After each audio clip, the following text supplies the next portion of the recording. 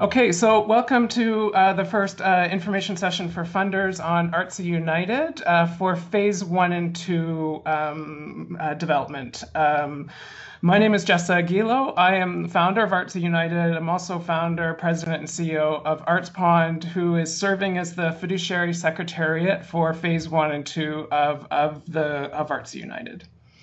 Before I get into lots of details about Artsy, I'd like to give you just a little bit of background on ArtsPond and who we are and what we're trying to accomplish.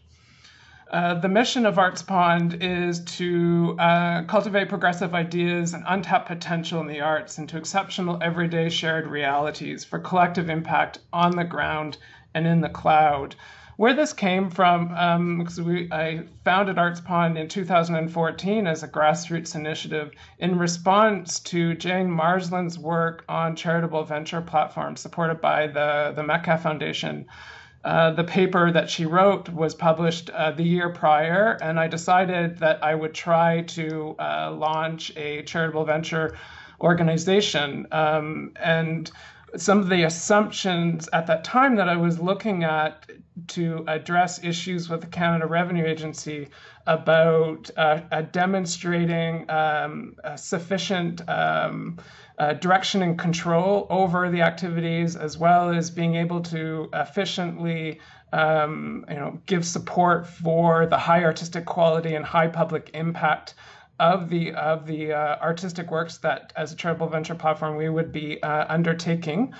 I felt that there was a need for a very robust information system to manage all of that, as well as a very robust kind of on-the-ground relationship with the clientele that you'd be working with as a charitable venture organization. So for ArtsPond, from the very early days, I've been thinking of it as having both an on-the-ground and in the cloud kind of dynamic, both in the organizational culture, but also in the kinds of artists that we're wanting to work with by trying to develop tools and information systems to support artists, not just here in Toronto, but where we are located, but in remote regions and rural areas across the province by having that capacity for in the cloud collaborations and relationships.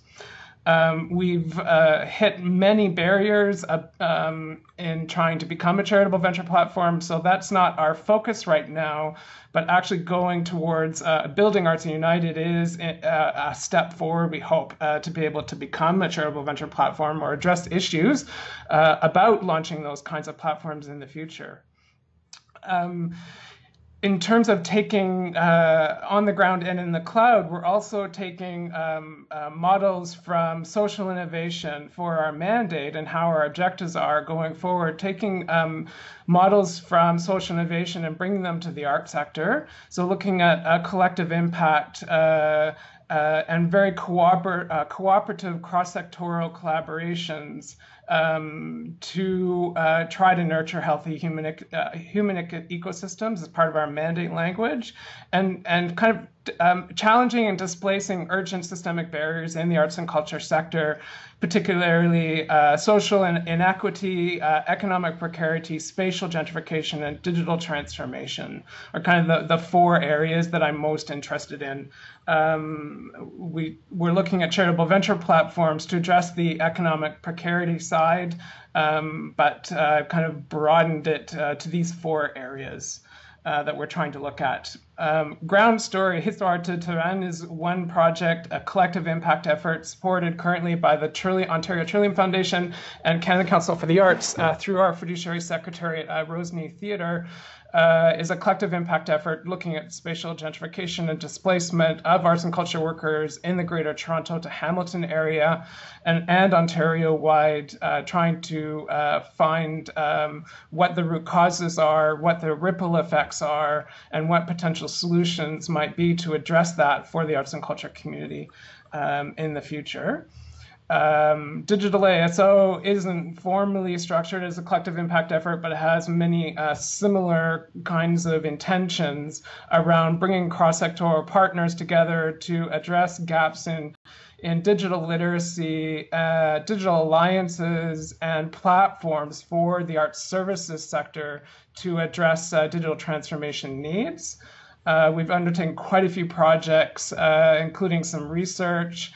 We've done 2 conferences now in 2017, 2018, supported by the Ontario Arts Council in 2017, and Canada Council for the Arts Digital Strategy Fund, and Toronto Arts Council Open Door in 2019. We're trying to establish an alliance, talking with people nationally and even globally about what a digital arts services alliance might look like to steward transformation in the sector. And I'm also doing a little podcast series throughout the summer and into the fall, kind of continuing literacy between conferences. The other major initiative, obviously the focus of today's conversation, is for Artse. And what I'd like to talk about is what are the problems that I identified as the founder of Artse, and what the potential solutions are that we're trying to address address those problems, kind of what the value proposition overall long-term is, and some market research that is kind of supporting where we're headed and what it's going to cost. And then the features roadmap and kind of the implementation roadmap over the first 2 phases.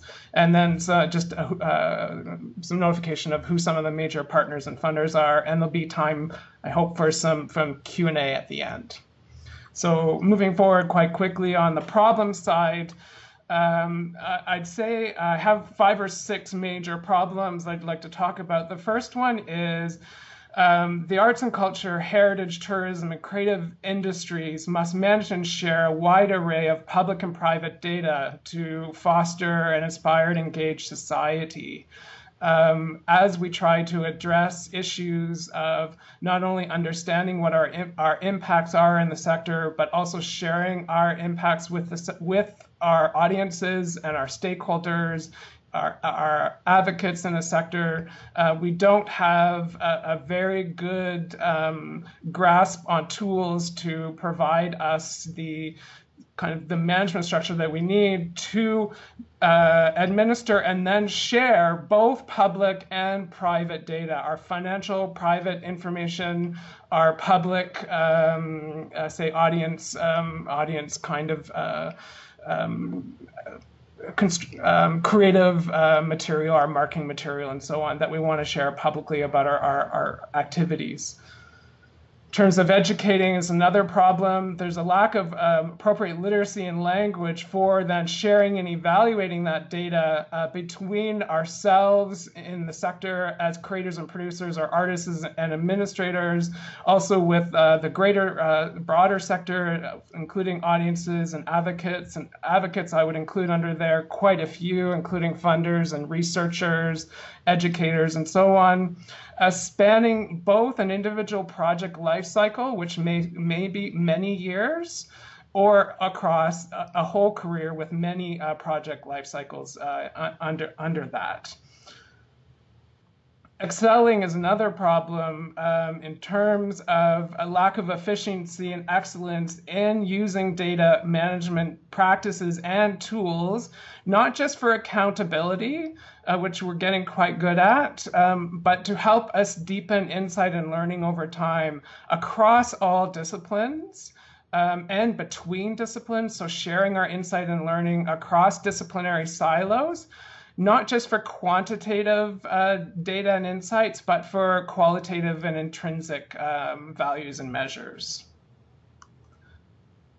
As we look at the small creators and producers, small arts organizations who are increasingly being forced to be very entrepreneurial, and as we get into very complex digital transformation issues, there is a real lack of appropriate tools to help them respond to complex issues in data ownership, the data dimensionality, or the complexity of the kinds of data that they're having to capture, and share over time, and also the discoverability of that data using some, modern web standards, where you want to automate as much as possible your data, so that you're not having to manually enter your data across multiple platforms.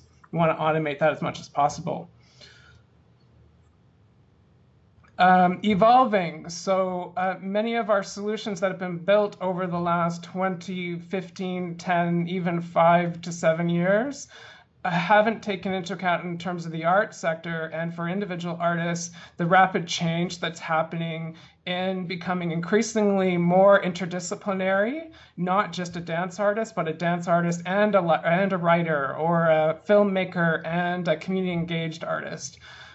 So there is a lack, I think, of digital tools that are responding to the evolving nature of our industry, particularly in the small creator-producer side of things. We need some digital tools that are responsive to that, allow that the infrastructure isn't limiting where the industry is going, where artists are going creatively, and being flexible and accessible to those changes over time. So the solution that we're looking at is to offer an enterprise level web and cloud-based arts resource planning or enterprise resource planning platform co-op. So as a platform co-op, the infrastructure and the data is going to be owned by the members. So that takes into account the ownership question that I brought up in the problems. In terms of dimensionality and discoverability, I'll talk about that in a little bit. As open source and open linked data for both desktop and mobile environments in Windows and in PC environments. Basically, whichever format artists or administrators are working in, we want to be able to support that. So it's not just a Mac environment or an iOS environment. We're trying to be considerate of whatever platform is there. As an open source platform, it means that we don't profess to be able to provide all of the tools that are going to be needed. But as an open source platform, we want to make it open to other individuals, other developers to add on to the infrastructure that we're building. So it's for the whole community, not a proprietary system. Looking to decentralize, basically, the digital tools, digital infrastructure that is available in the sector. As open data and linked data, that's taking into account advances in the semantic web that will promote discoverability, but also as open data, trying to help break down silos in the sector in terms of appreciation of what the impacts are in the sector, and promote, hopefully, a better understanding of where the sector can and needs to go in the future in terms of understanding our data. The bigger vision for Artse is to develop 6 major modules over 6 phases of 9 to 12 months each. Including project management, financial management, CRM or constituency relationship management, digital asset management, team collaboration management, and BI or business intelligence analytics, including visualization and benchmarking of both quantitative and qualitative or intrinsic measures. That's a lot as a full kind of arts resource, enterprise resource planning platform. The desire is to kind of meet the needs, the whole business needs, a whole career needs of underserved small creators and producers in the sector. This is very ambitious. I get scared when I think about this bigger vision. But for phase 1 and 2, our first priority is to focus on critical project and financial management that are going to help small creators and producers capture and illustrate impact and understand and develop an appreciation for how they might develop and foster an impact practice over time. is there are a lot of barriers in terms of appreciation of what is the use of having a comprehensive, flexible, responsive impact practice over a whole, not just for one project, but over a whole career, and how a digital tool that's capturing data might help them kind of facilitate and grow with that and grow their artistic practice and assess their business practices equally with their artistic practices over time. There's also, I think, we may understand what kind of data we want to capture, but I think there are a lot of barriers in the small creator-producer industry around using tools for data management, using databases, using digital tools other than, say, Microsoft Word or email or pieces of paper or memory for managing data over time. So we'll have to, in the long term, address some of these issues. In terms of the value proposition for the big picture, we're wanting to get from one end, providing digital tools that increase efficiency of administration to ultimately, at the very end of the scale, increasing excellence in impact practices, with the 4 pillars of project management, CRM, asset and collaboration management, and BI underpinning this kind of journey from spending less time on administration to having a better awareness of your marketing communications and thus making more money and revenue as a result, and then having improved security in your physical and digital spaces, which will allow you to increase your collaboration, undertake risk and innovation by having better insight in your artistic and business practices, which will ultimately then have a kind of a more resilient arts industry and improved public policies over time that will inspire and engage society to participate and support arts and culture. That's the big value proposition, that by providing administrative tools and these kind of 4 to 6 major kind of modules. This is kind of the change that we're trying to get at in terms of developing a comprehensive, full enterprise system for the vulnerable, underserved small creator-producer industry. In terms of the market research, in 2017, it was actually the first public activity that ArtsPon did after incorporating in 2016. In August of 2016, in January of 2017, we launched our first public activity. It was called Managing Creativity in a Digital World. It was a follow-up to the Arts in a Digital World survey that Canada Council did to specifically ask what the infrastructure needs would be for an open source, open data platforms focusing on small creators and producers in the sector and small to mid-sized arts organizations. So we did this marketing research to ask, what digital tools are you using currently? Are they serving your needs? Are you ready to use more complex digital tools? And if so, what might they be? And so some of the results, I'm not going to share all of it, but some of the results, okay, the kind of the top 10 that they're using are the big ones: Facebook and Google for Not-for-Profits, Microsoft Office, Word, MailChimp, Dropbox, Google Drive, Instagram, and other social media platforms. And when I looked at the results of these, and I in the survey, there was something like 350 platforms that we asked them about to prioritize or rank as the top 10. There are no real good data management, project management, financial management systems here in the top 10 of the sector that we're trying to service. There's no good data management tools in this list at all, which is a problem. The satisfaction of these tools, they like the cost and usability, but the ones in blue there, the relevance to the arts industry are lower than the kind of, they're not so satisfied, they're kind of either neutral or not as satisfied in terms of the relevance to the arts industry, the customization of those tools to their needs, and the interoperability with other platforms is the least rated satisfaction level. And that's an issue because none of these platforms kind of talk specifically to any other platform in the way that we need them when we look at arts data. I asked about 51 potential services, and this is the high level, just so you can see them. I'm giving you a summary in the next slide of the most popular ones. Marketing outreach support at 4.32 was the highest rated. And then kind of under marketing with an overall average of 4.17. There was social media management, digital content dissemination, and digital content management. I will be doing CRM in phase 3 and 4, and asset management in kind of 5 and 6. But we can't get there until we develop kind of the core project management, core financial management systems.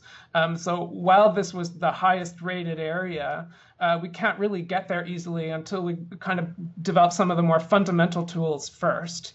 And that's around administration, and including group collaboration, project management, document management, event production management, scheduling, tasking, financial and statistical reporting, time management reporting. And there I noticed there's quite highly rated is CADA compliant migration of data.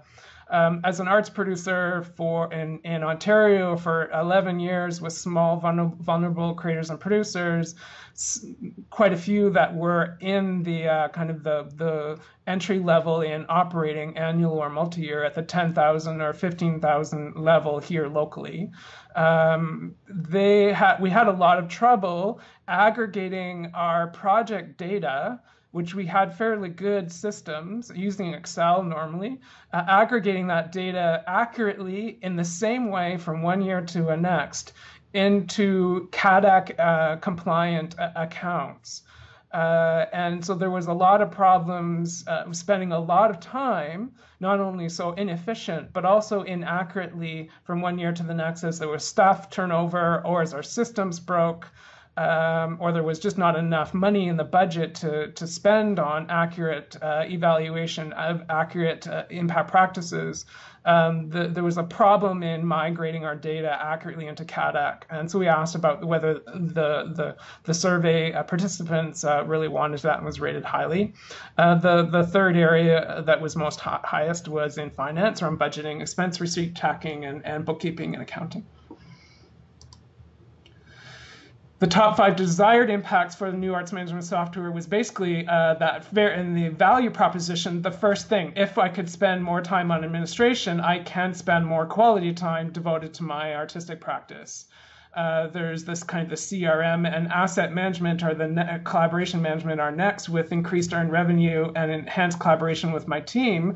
But I liked that improved decision making is there on the radar of individuals and small arts organizations in terms of data evaluation impact practices. And then rounded out with enhanced collaboration with the broader industry and even more quality time devoted to administration. We asked about, because we'd like Artsy to be open source, we asked, are you using open source software? Are you aware that those tools are available? And it was very high that they have prior experience using open source software. We also asked if a new arts management open source solution was available, what would you use or how would you use it? And the vast majority said they would download and use the code for free. 53% said they wouldn't necessarily 53% would had the skills to self-manage and even customize the code, contribute to the code long-term for their own purposes, but also for sector need. Whereas 35% there in yellow wouldn't have the skills to do that and would seek out or purchase a managed host to help them host the software for an annual fee. 30%, which surprised me, wouldn't even download the software. 20% would make regular donations, and 24% would contribute to the entire open source code repository for the public good, which, considering the sector that I was surveying with the art sector, is actually quite a high response, because you need a certain skill set to be able to do that. We also had good response in terms of contributing to the development of the code and assessing of the needs of the new platform as it's developed, with good responses from the survey participants on being a partner advisor, focus group participants on need analysis, interface and prototyping, feedback, beta testing, and so on. which allowed us to basically say, okay, I think we have enough community interest in going forward with Artse longer term. It did some financial prospecting, what the model might look like and how much it would cost. And we came down to, this is a summary of it, that we would require 2,500 users to break even at the most minimal, the most streamlined kind of platform with no public support long term. So we kind of did a costing there of as low as $6.50 per month up to $138 per month once the full system is available, depending on whether you're an individual or a large organization. And the expenses on the kind of almost $1 million, 64% is required for the IT development and infrastructure fees, 31% for the administrative fees and expenses, and 5% on marketing to grow the platform. I think we actually need closer to 6,000 to really make a go of it without any public funding after the development of the platform. So the roadmap, we're now halfway through, so I think time-wise I'm all right. The roadmap going forward for the 6 phases: project financial management in phase 1 and 2, business intelligence analytics to help promote, and some kind of community engagement and research to help promote efficiency and literacy in advocacy, administration, and impact practices, with a focus for phase 1 and 2 just to prioritize our time and our resources and our partners in the performing, visual, and disability arts sectors. Phase 3 and 4, we don't have funding for any activities beyond phase 1 and 2 at this stage, but the longer roadmap, phase 3 and 4 is CRM, project financial management, and business intelligence advanced. So we'll continue to develop it. It'll be basic in phase 1 and 2, advanced in phase 3 and 4. With the focus of strengthening connections with and revenues from audiences would be the primary reason to develop those tools. And we'll expand and introduce project financial management, BI, and basic CRM into the media arts, community engaged arts, indigenous arts, and heritage arts communities. So I think from heritage, I think of a lot of small museums that are volunteer run and may not have any tools at all. We want to start thinking about those communities in addition to individual artists that work in the kind of the standard disciplines in the arts and culture sector. Phase 5 and 6 to start looking at asset management, dissemination of those assets. So I'm thinking about here your photos and videos, your artistic work to manage the assets. So some might need gigabytes or terabytes of storage, and to potentially have dissemination platforms to make that those assets publicly available, as well as team collaboration management over time, with continuing to as revenues are available, continue to work on BI, project financial management, and advanced CRM in this phase as well, with the focus of deepening and streamlining broad access to arts content across the sector. Expanding reach here, starting to introduce project management and so on into the literary arts community, multi-arts and integrated arts community, francophone. So by phase 5 and 6, we'll start making the platform fully bilingual. And I'd like to be able to add in the tourism and larger arts organizations sectors as well, so that it ends up being a fully inclusive platform. To do this, I think we probably need about $25 to $30 million to really do this well, with a fundraising goal of minimum fundraising goal of $1.5 million per phase, up to $3 million per phase. We have at the moment just under $500,000 if all goes well with Canada Council in terms of meeting all the requirements. Have $500,000 at this stage. And I'll talk about what some of my fundraising goals are at the very end in terms of where we'll be going for this other money. at the very end. So for now, we have money from Canada Council for the Arts and a few others for some quick win prototyping to build trust in the community and to experiment and identify where we're going to be going in terms of the technology between now and September of 2020. And so let's talk about that. So what we're going to be doing over the next 18 to 20 months or so, specifically. So on the project and financial management, the big vision is to provide small creators, small arts organizations with a front end for core project and financial management, the management of the data for those things, to help them with their business intelligence. And for those that are reporting to CADAC, ideally to automate as much as possible the kind of compliant reports of their activities and their financials into CADAC compliant reports. So in terms of the core information that we need to be keeping track of is who all the people that they're working with, both on the arts and on the management side, what their different works and projects are, and the actions that they're undertaking, the various life cycles, the various phases that they're undertaking for each of those activities, the budgets that are related to them. I would like to get into a full accounting system, but I don't think we can at this point. So it's going to be tracking individual budgets and then aggregating them into plan versus actual in whichever kind of level of detail that they want, calendar or fiscal year or quarter, some basic analysis of their financials. And that gets into the business intelligence side. The issues that we're trying to address is have better accuracy of their project and financial data, a better understanding in the sector in terms of completeness. So having data of not just large organizations that CADAC is currently very well tracking, but starting to understand the data and the impacts of small creators and producers that aren't being aggregated as a sector across Canada or across disciplines in various regions very well currently.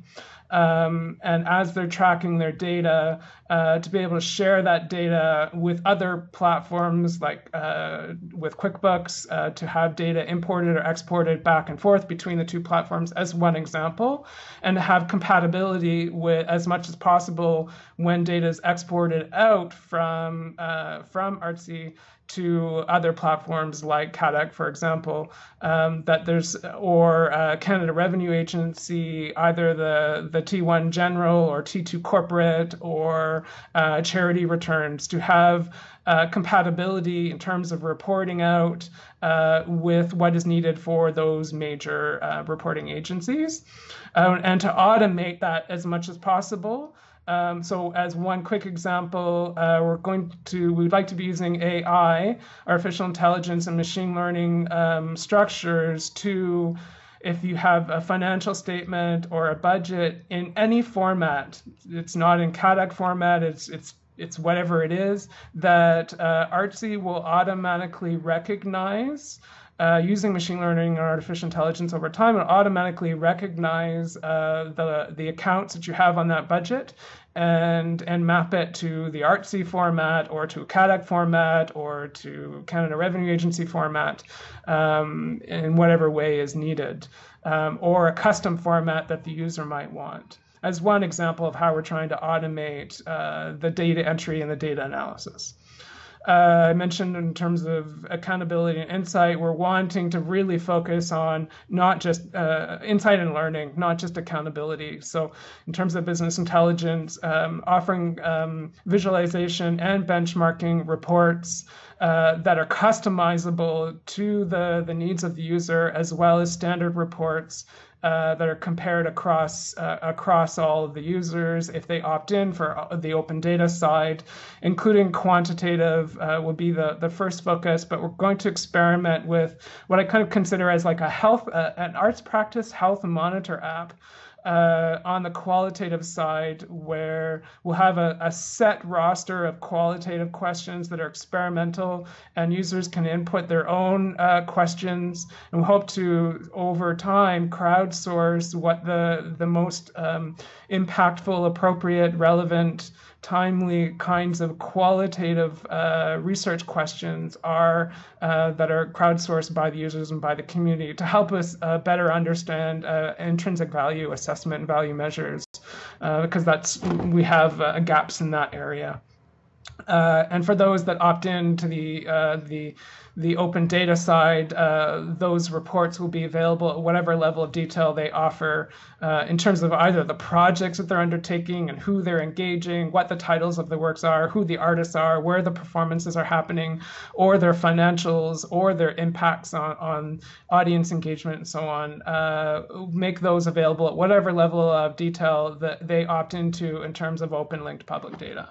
And that, we hope, will help the advocates and the funders and the audiences better understand what's happening in the sector, and we can make better business decisions, better public policy decisions, and better kind of funding decisions internally in arts organizations and at the individual arts level in terms of moving and becoming much more innovative, moving forward, being more innovative in the sector in the future.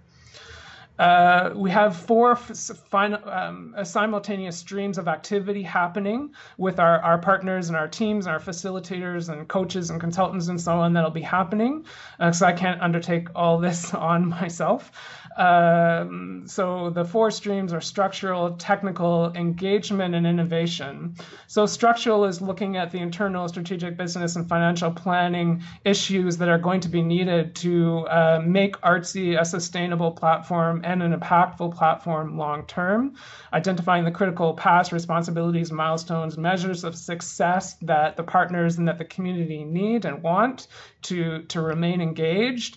We're going to have lots of legal stuff in terms of references, various policies, licenses, intellectual property issues and agreements for the open source, open data aspects of the platform. There's going to be lots around ownership, and surveillance capitalism is a huge issue these days, and we're going to be needing to do a lot of work around that to make sure there's clarity about who owns the data and how it's being shared, and to have security and monitoring of how that data is being used over time and how we're going to do that in the intellectual property is a big issue on the legal side.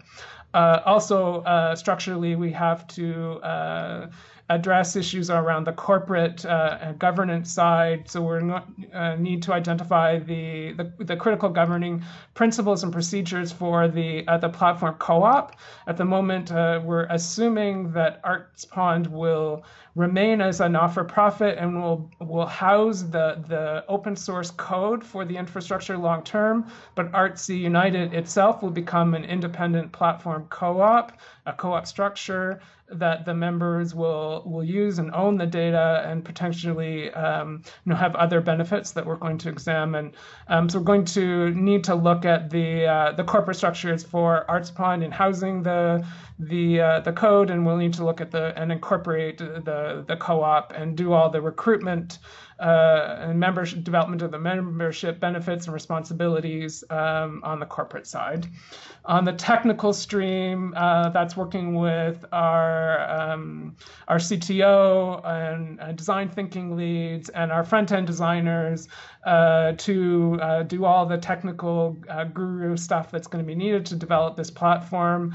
There's some research that also needs to happen around the various open source code repositories that we're going to be using as the core foundation for what we're going to be building. We're going to have coaches in business intelligence analytics, in co-op structures, and in technical issues around artificial intelligence and machine learning to help us with the research and planning of the technology.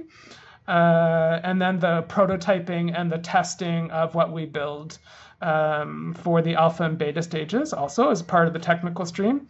The engagement stream is basically trying to connect what we think we want to do with what the community needs and wants, and trying to better understand how our vision can and should be adapted and be flexible to what the sector is interested in now that we have funding. So we'll be doing some case study surveys and interviews with individuals and organizations across Canada in the performing visual and disability arts. We're going to be doing public consultations, I think, in London, Toronto, Sudbury, and Ottawa. Those are the 4 cities that we propose. We're just trying to get Southwest and East, Central and Northern Ontario in those regions. So it may not be specifically those cities, but that's what we're trying to set up at the moment. To capture the user case stories and the needs and feedback of the sector, and to share what our visions are in Ontario. And we'll live stream those out nationally, but we didn't have access to enough funding to be able to go nationally in terms of the face-to-face public consultations. But we'll do webinars and phone calls nationally. Also doing publicity campaigns leading to the alpha and beta launch, and we'll do a lot of knowledge sharing, webinars, blog articles, white papers, videos, and podcasts as from the different stream perspectives as we're developing the initiative, so that others can learn from our mistakes and our successes. The final stream for me is the most difficult, the most essential, and the most compelling one, because there are more questions than answers in my mind in terms of where this platform is going to go and how it can be sustained long term. And so we have a little bit of money to engage in research and development and evaluation. So participant surveys, some internal research to try to figure out in an adaptive way as we are developing things where we need to go in the future. So I think there's a lot of research that needs to happen, for example, around domain ontologies in the different disciplines, around impact practices, the creation of literacy tools for impact practices, but also kind of basic project management and financial management, fundamental practices and models for the small creator producer industry who maybe are not actively aware of the kind of what is needed. We're also, I think, going to need to do some research around AI and machine learning and on open source and open data platforms and business intelligence side. Developing a sufficient IT infrastructure, the actual hardware and the hosting of the code and hosting of the data long term for me is a huge issue, and trying to develop networks with other platforms that are either funded by DSF or elsewhere globally, developing hardware infrastructure collaboration so we can reduce the cost of these initiatives long term. There's also a need, I think, for digital art service incubators, because there's not enough skilled individuals that have an interest and are prepared to be leaders in the digital art services world. We had funding from Canada Council for our symposium that we did in March to have an incubator a kind of program, and we didn't get enough quality applicants to actually do it. So I think that is something that is needed longer term in terms of literacy and readiness for the sector to develop other platforms, either that build on Artse or that address other gaps in the sector long term. So some of the partners, I don't have room for all of them, but the major partners, ArtsPond's leading the creative side. Our technology partners, our CTO is from Octagram, based in Kitchener-Waterloo, based in Montreal. Our front-end designers are from Planck. And then also in Kitchener-Waterloo, our design thinking lead in capturing those user case stories and making sure that the platform is responsive to the sector is Bemis Network. Our coaches, Stephanie Geico, also based in Montreal, is our co-op lead. Our legal side is Collegiatus Law, or they've actually now merged into another law firm called Aura LLP. And our business intelligence side is Kelly Hill from Hill Strategies Research. Our facilitators for some of our public engagement consultations are Mass Culture, the Ontario Association of Art Galleries, and Creative Users Projects, which is a brand new disability arts organization. We're going to be capitalizing on all the students from arts management programs at Humber, Centennial College, and the University of Toronto Scarborough arts management programs for our alpha and beta testers. And we have trying to grow the advisory committee side, but some of the ones that we have are listed there, including globally Culture Counts and the Audience Agency from Australia and United Kingdom. We've been talking with them a lot about what is the next step in terms of impact practices, and also shared hardware infrastructure for these kinds of platforms, because they're not easily profitable. And our co-op, one of our co-op advisors is the very successful global platform co-op Artse United, which is a co-op for stock photography artists around the world. Tangled Arts and Disability, TAPA, CHRC, Culture Human Resources Council, Work and Culture, and PACT had signed on also for this project. So we have funding from Canada Council for the Arts and Government Canada for Canada Summer Jobs for some of our early research this summer. And I'm putting quite a lot into it also through my consultancy of Agilo Arts. I expect to grow this list, particularly the advisory side, significantly now that we're launching, but that's kind of who signed on for the grant application. And the last thing I would mention in these final minutes in terms of future funding, we have a project proposal in the works. It hasn't been submitted yet to FedDev Ontario, and we hope to a very significant one in the $3.5 to $4 million range. And we're hoping to put in significant proposals to quite a few other funders. I'm trying to raise $7 million for phase 1 to 3, so for the next 2.5 years or so, trying to raise that amount so that the platform that we're developing is fairly significant fairly quickly, so that we can build that kind of essential roster of 2,500 users as quickly as possible, so that we can then be self-sufficient long-term and continue to develop the platform and not be stagnant, and add the other resources, the other tools, other modules that I mentioned in the presentation. So that's all I've got. I have, thank you for listening. I hope that was understandable and relatable.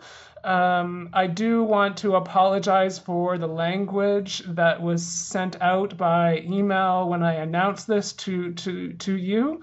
I really regret using that language. I see Artse United as very separate from CADAC, not a replacement, not a competitor, not at all. I hope that after this presentation you see it as potentially very complementary to that platform, and servicing a need that isn't currently being filled. So if you have any questions, I have a few minutes to listen on. If you have anything, you can either turn on your mics for those that are muted, or put your questions into the chat if you've got questions, and I'm going there now to see if there's anything that you've been put in. Okay, Michael is confused about the open data side and how that links up for financial management.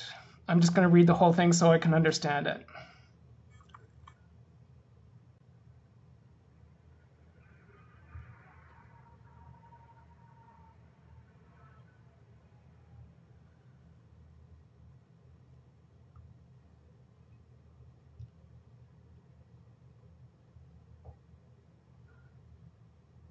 So as a project management system, you have your kind of core information about your project. So what are the project? What's the title? What's the artistic vision? Maybe what some of the core images are.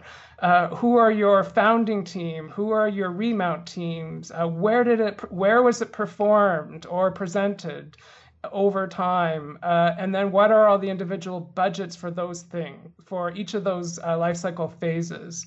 And we're not going to be able to get into full CRM, but we can hopefully import some of your audience attendance data as a part of your project management.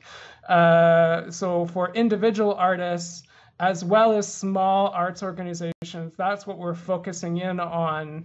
And in terms of providing a more better understanding of the complete picture of the sector, it's that the data that's available broadly as public data is focused on, in terms of impacts, it's focused on large organizations. There isn't data about individual projects and their impacts of individuals, not organizations. And some disciplines are better covered in terms of the impact analytics, say compared to dance or compared to literary arts or broadcasting or heritage culture organizations. The kinds of data systems that are out there, they're not built across all disciplines. So we're trying to provide a more complete picture of what data is available in each discipline. The carrot, yeah, it's a difficult issue because not everyone is. I've had questions even from artists on my board. Okay, what is the use case for this as an artist? Why would I want to use Artse United? Why am I just inputting my data? And how am I going to, what's the value in doing that? I'm already putting my data in other places. Well, this is seen as the first step of becoming a very robust information management system, and we can't get there in just a year. So for the very beginning, it's entering of that data, providing basic front-end modules to allow you to enter that data and automate entry of that data from wherever you have it. So if you have budgets in QuickBooks, or you have attendance data in Eventbrite, or whatever you have, you can put that data into this information system and then have a visualization of that data kind of in the Tableau, the public side of that, the open one that's free, basic visualization of your data over time and you can share those infographics or those visualizations publicly if you want, and compare your data, your activities with other users, either privately in the open data side, because it's being shared with other users, or as advocates or as researchers to use that data to engage in some impact reports on the sector. Okay, a question from Liz about possibility of shared measurement across the sector. For me, in order to have shared conversations, we need tools. We need basic tools to capture the data, and there aren't a lot of tools to do that, to help foster that. And at a basic level, I'm hoping that by developing Artse will help foster an understanding of what are the tools that we need. What is the digital infrastructure that will help build those and sustain them in a financially feasible way? And we've got a proposal of what that might look like, but we might fail entirely. This is an experiment. The first phase is meant to be very experimental. And we want to collaborate with other platforms as much as possible. For example, Culture Creates, which is trying to help share public information about arts, the public arts data, and focus on the performing arts, So they have a platform. We want to try to collaborate with them as much as possible in what are the standards in domain ontology of how data should be structured and what tools are going to work to help share that data and promote the discoverability, but also how we understand it and appreciate it as we get better dimensionality or better understanding of the complexity of the data that we're trying to share out and evaluate in the sector. The qualitative issue for me is really compelling and really complex, and I'm looking forward to experimenting on that side. Are there any other questions? It's now 2 o'clock. I'm happy to stay until 2:30. I don't have any plans. So if you have any other urgent questions, I'm happy to address them. Otherwise, I appreciate your time and your openness, and look forward to keeping you updated on the project as it moves forward.